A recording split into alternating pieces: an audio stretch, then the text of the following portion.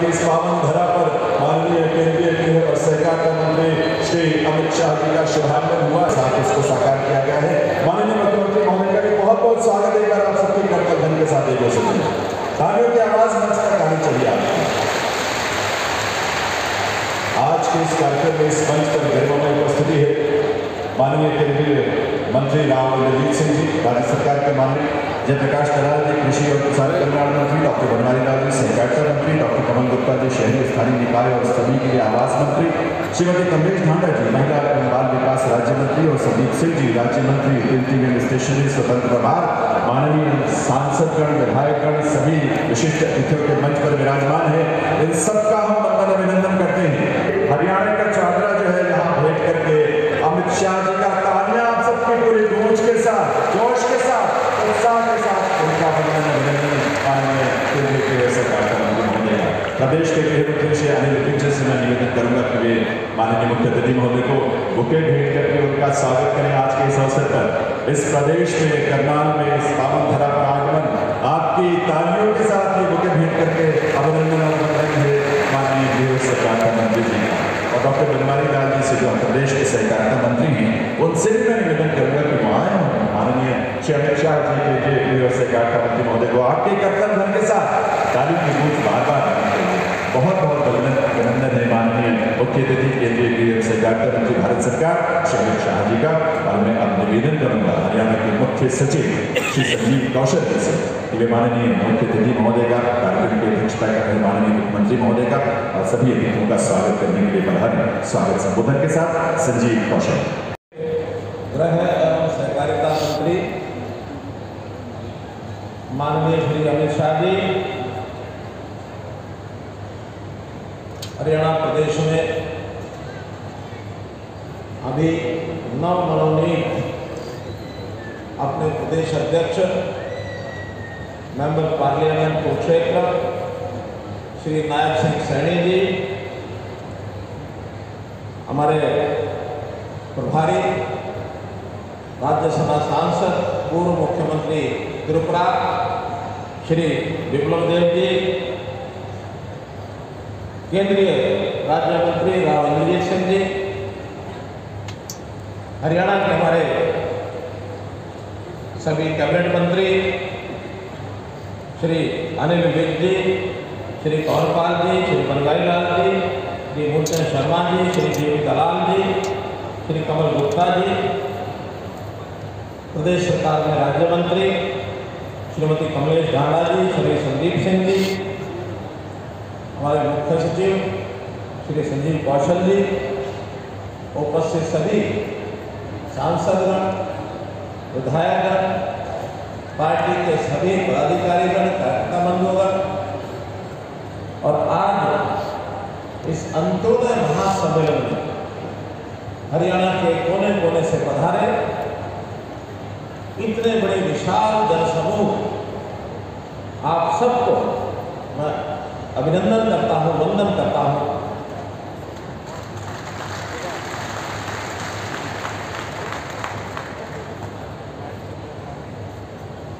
माननीय गृह मंत्री जी, आज का ये दिन कई प्रकार से विशेष है। एक तो कल ही 1 नवंबर को हमारे हरियाणा का 58वां स्थापना दिवस था। उस उपलक्ष्य में आज के इस कार्यक्रम को देखें अथवा हरियाणा सरकार में हम लोगों ने भारतीय जनता पार्टी की सरकार के नाते से अभी 26 अक्टूबर को 9 वर्ष पूर्ण किए हैं। इस 9 वर्ष के कार्यकाल में काम तो सरकारें सब करती हैं, लेकिन हमने जो विशेष काम किए, खास करके अपने प्रदेश के पंक्ति में खड़े हुए अंतिम व्यक्ति, गरीब को, मजदूर को, किसान को, कोई भी छोटा व्यापारी, छोटा कर्मचारी जिनकी आय, सालाना आय बहुत कम होती है, निम्न आय वर्ग जिसको कह सकते हैं, बीपीएल जिसको कह सकते हैं, या जिनको जरूरत होती है, ऐसे जरूरतमंदों की सहायता के अनेक जो कार्यक्रम किए, उन कार्यक्रमों का आज ये जो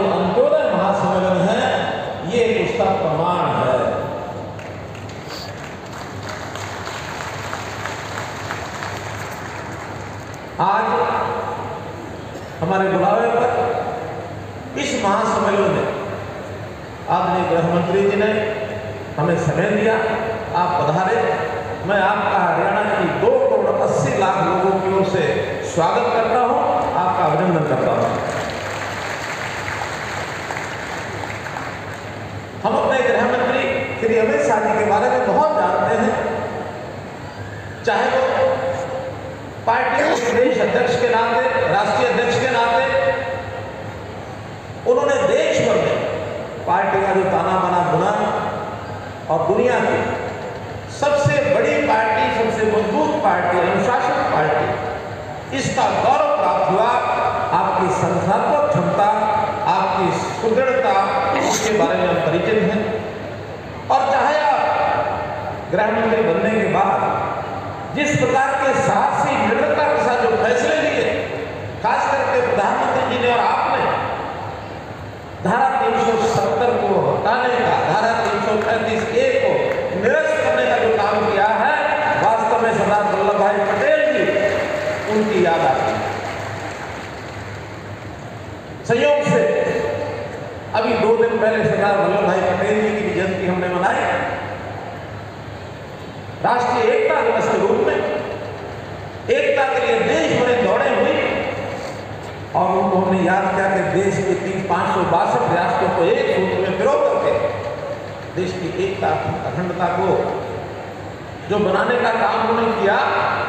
और जो थोड़ा सा काम बच गया था, जिन कारणों से बचा था, उन कारणों में मैं नहीं जाना चाहता, लेकिन जम्मू कश्मीर का एक विषय शेष बचा था, उस बचे हुए काम को आप लोगों ने पूरा किया।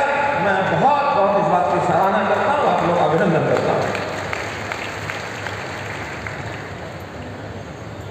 आज से 9 वर्ष पूर्व हम पूर्व की सरकारों को देखें, उस समय जिस प्रकार का एक माहौल था, उस माहौल में एक निराशा का वातावरण था, एक अवसाद का वातावरण था। भाई भतीजा के नाते गिने चुने लोगों को लाभ मिलता था, बिचौलिए काम करते थे, जाति और वर्ग इस नाते से बोलबाला रहता। लेकिन आज हम लोगों ने वो सारी चीजें पलटी। देखा जाए तो आज भी वो बाज नहीं आ रहे उन बातों से। जातिगत पॉलिटिक्स आज भी करते हैं। अभी हमने देखा होगा उप मुख्यमंत्रियों का शोषण सब पार्टियों ने छोड़ रखा। हम आएंगे, इतने उप मुख्यमंत्री बनाएंगे, इस जाति में से बनाएंगे, हम आएंगे इस जाति में से बनाएंगे। भाई बड़ी जातियों का खेल इस देश की जो एक बहुत बड़ी आस्था हमारी लोकतंत्र में है, उस लोकतंत्र की आस्था को बिगाड़ा। बिगड़ी व्यवस्था को ठीक करने के लिए देश के प्रधानमंत्री जी ने भी आह्वान किया है, हम भी उस पर चलते हैं कि वो अपने हिसाब से जातियों पर चलते होंगे, लेकिन जातियों पर हम भी चलेंगे। उनकी जातियां परंपरागत रूप से जैसे लोग बंधे रहते हैं, वोट बैंक के नाते उपयोग करते हैं, वो करते हैं, लेकिन हमने समाज को एक सूत्र में बांधते हुए और अगर थोड़ा अंतर किया है तो 2 जातियों में किया है, एक अमीर जाति, एक गरीब जाति। हम इस गरीब जाति की कठिनाइयां, समस्याएं, इनकी जरूरतें, इनको पूरा करने के लिए सरकार क्या कर सकती है, हमारी प्राथमिकता। भाई बहनों, हमने आते ही योजनाएं बनाई थी, टेक्नोलॉजी का सहारा लिया, आईटी का सहारा लिया, ई गवर्नेंस के नाते से हमने लोगों की समस्याओं को आखिरी आदमी तक पहुंच करके हमने पकड़ा। हमने कभी बिचौलियों के सहारे आपके साथ संबंध नहीं बनाया। हमने कभी नहीं कहा कि दौड़ दौड़ कर छोटी बड़ी समस्या को लेकर के आप चंडीगढ़ के चक्कर काटो या दफ्तरों के चक्कर काटो। हमने उन दस्तावेजों से, उन दरखास्त से, उन दफ्तरों से दर-दर की दरकिनार करने का जो आप लोग काम करते थे, उससे निजात दिलाई है। भाई सब चीजें सरकार आपके पास पहुंचेगी, प्रोएक्टिव हो करके हम लोग सब काम किए हैं। इसलिए इस काम के नाते से जो हमने सारे काम किए, उसके लिए निश्चित रूप से मैं कहूंगा कि हरियाणा का समाज, हमने इसका एक स्वाभिमान दिलाने का काम किया कि हम सब हरियाणवी हैं करेंगे, लेकिन प्रदेश के नाते, देश के नाते हम जो प्रदेश सरकार चलाते हैं तो प्रदेश के साथ सबको जोड़ने के लिए कहा हरियाणा ने 9 साल पहले कहा था, 9 साल पहले कहा था, आज उसको साकार कर रहे हैं। हमने इतना बड़ा ये महासम्मेलन का आयोजन किया है केवल उसी बात का दर्शन कराने के लिए कि अंतिम का उदय, गरीब का उदय। कभी कभी हमको लोग कहते हैं आपने शब्द जो है बड़ा कठिन चुना है, अंत्योदय। हम लोग उसको पूछते हैं आपको ये सुविधा मिल रही है, मिल रही है, पेंशन टाइम से मिल रही है, मिल रही है, राशन कार्ड बन गया, मिल गया, आयुष्मान का लाभ मिल रहा है, फिर किसी को मुआवजा मिला कि मिला, जितनी योजना सबका लाभ मिला। और ये अंत्योदय तो है कि अंत्योदय ही पता नहीं हमको क्या। भाई बहनों, इसको सरल शब्दों में समझना हो तो ये गरीब का होता है, अंत्योदय माने गरीब हो गए। गरीबों को कैसे आगे बढ़ाया जाए। कांग्रेस ने हमेशा नारे दिए, गरीबी हटाओ, कभी 4 सूत्री कार्यक्रम, कभी 20 सूत्री कार्यक्रम। मैं कहूंगा इन गरीबों के साथ 420 करते रहे, वो 4 सूत्री 20 सूत्री 420 का खेल खेलते रहे, लेकिन अब उनके घोड़े में चक्की में नहीं आएंगे, जनता नहीं आएगी, हमारा विश्वास है। हम पूछेंगे आपने हमारे शासन से पहले 10 साल में क्या किया था, या जो अन्य पार्टियां भी जबरदस्ती सत्ता में नहीं होगी क्या करते थे। जनता को लूटते भी थे और साथ में कूटते भी थे। लूटने और कूटने का काम करते थे। भाई बहनों, हम बड़े प्रेम से, सहानुभूति से एक दूसरे के साथ श्रद्धा बनी रहे। और मैं अगली बात कहूंगा, मैं हरियाणा की 2 करोड़ 80 लाख लोगों को अपना परिवार मानता हूं, परिवार के नाते हम काम करते हैं। और एक प्रकार से श्रेय चढ़ाने के लिए आगे काम करते हैं।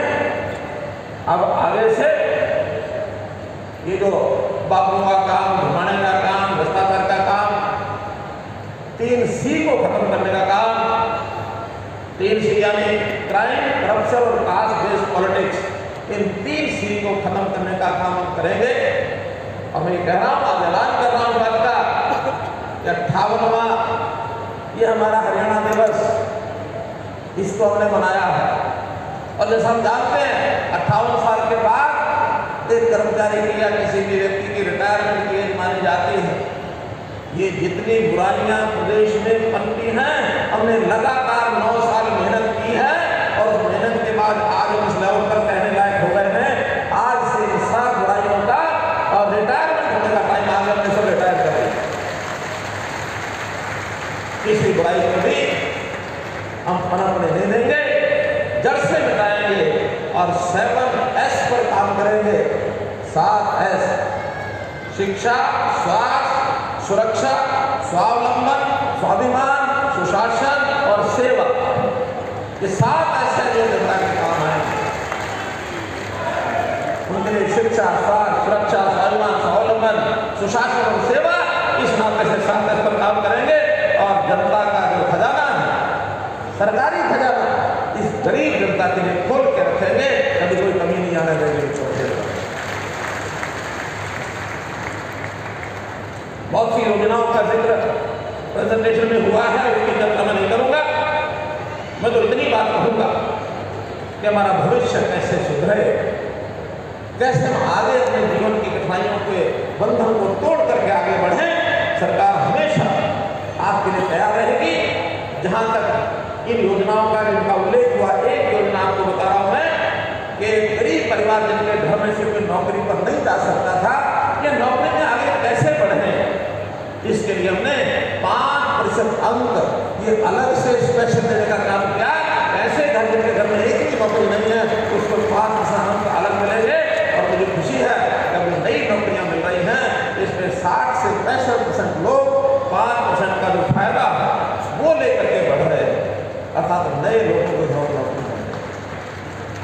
ये जो पर्चियां खर्चियां ये नहीं करके जो चलता है कि वो जमाना लग गया, खत्म हो गया, अब किसी को अप्रोच करने की जरूरत नहीं है, किसी को पैसा देने की जरूरत नहीं है। आप केवल अपने बालक की पढ़ाई उसको योग्य बनाओ, टैलेंटेड होगा। और अगर परिवार में नौकरी नहीं है तो थोड़ा सारा 5 नंबर का हम भी लगा देंगे कि आपका परिवार भी इस रेखा में से निकल जाए, आगे बढ़ जाए। हमने बहुत सी योजनाएं बनाई हैं।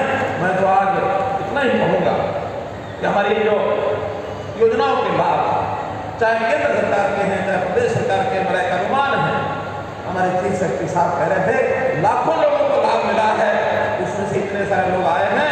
मेरा अनुमान है 1 करोड़ से ज्यादा लोगों को ये लाभ मिल चुका है, मतलब 1 करोड़ से ज्यादा हमारी 2 करोड़ 80 लाख के लाभ।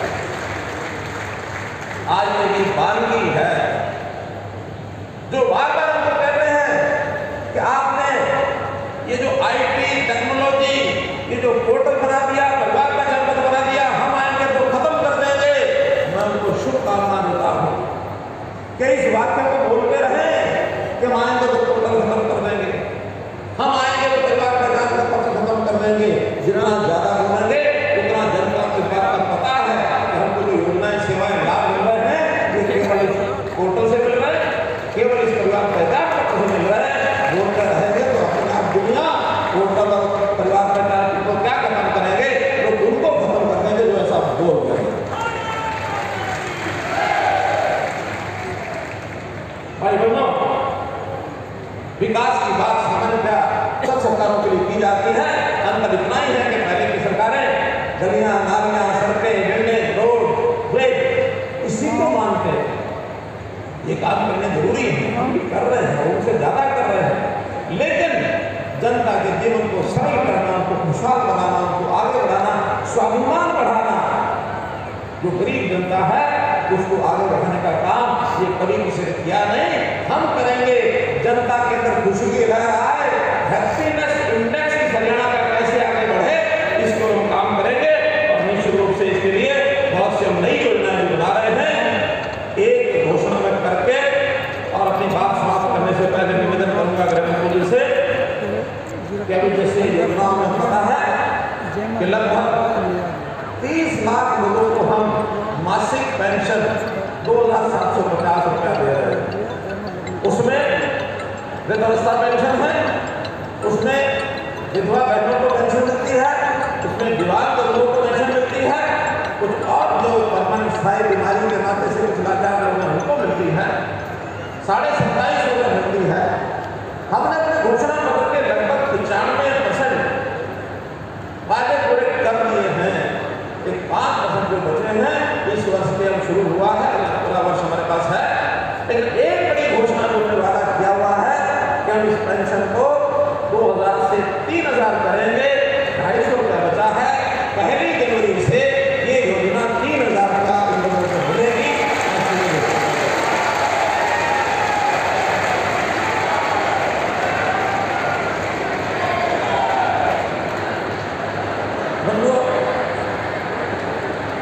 अंतिम जो बात मुझे पूछने के लिए तो आज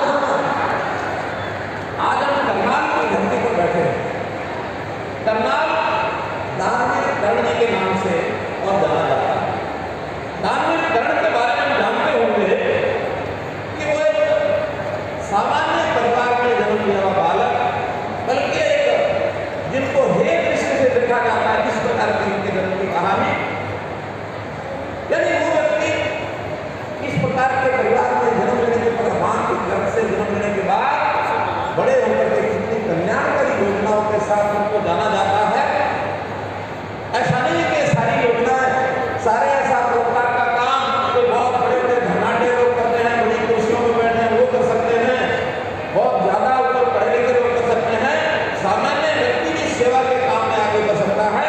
और हमारे दानवीर कर्ण है। दानवीर कर्ण के साथ हम अगर उसकी प्रेरणा लेकर के कोई भी समाज का काम, रोजगार का काम करना चाहें, सामान्य व्यक्ति भी कर सकता है। दानवीर कर्ण के बारे में लिखा है कि जग में जो कि अभी कुछ और योजनाओं का आप जो है लॉन्च करेंगे, हमारे सबके लाभ के लिए है, उसका मैं निवेदन करता हूँ। और अंत में एक सूचना कि आपको जाते हुए एक बस्ता है, किट मिलेगा, थैला मिलेगा।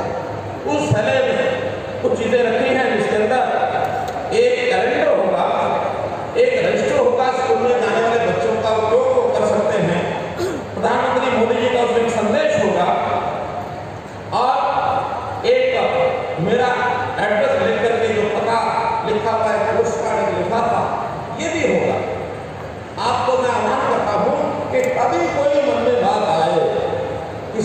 को बताए न बताए, लेकिन एक 4 अक्षर लिख करके और मेरे पते लिखे हुए इस पोस्ट कार्ड पर या लिफाफे में कागज डाल करके भेज देना। आपकी हर बात मैं स्टैम्प पर करके कि जिस दिन आपका जन्मदिन होता है, मैं उस दिन आपको एक संदेश भेजता हूँ। आपके जन्मदिन पर किस किस को संदेश मिला है, हाथ खड़े करो। इतने सब साल भर में हर एक को संदेश पहुंच जाए, क्योंकि आप मेरे परिवार के सदस्य हैं, मेरे भाई बहन हैं। इसलिए मेरे भाई बहनों, इस नाते से परिवार का सदस्य मान करके आपने मेरे साथ रखना। और एक नंबर बात कि आपको जो कैलेंडर मिला है, उस कैलेंडर में छुट्टियां लिखी हैं। इस दिन अगले साल का वो कैलेंडर है, 1 जनवरी से है, इस दिन कौन सी छुट्टी है, कौन सी छुट्टी है, कौन सी छुट्टी। लेकिन अगले साल में 2 छुट्टियां ऐसी आएंगी जिनका उसने भी उल्लेख नहीं किया। वो 2 छुट्टियां कौन सी होंगी, वो जब भी तय होंगी उसको मैं आपको पता लगेगा। और जिस दिन वो छुट्टी हो तो तारीख पर गोल धारा लगा देना। और उस छुट्टी के दिन आपने क्या करना है, ये गांधी जैसे वो छुट्टी घोषित होगी, आपको पता लग जाएगा। वो 2 छुट्टियां कौन सी होंगी। पहली छुट्टी होगी जिस दिन लोकसभा का चुनाव होगा, और इसी साल की दूसरी छुट्टी होगी जिस दिन विधानसभा का चुनाव होगा।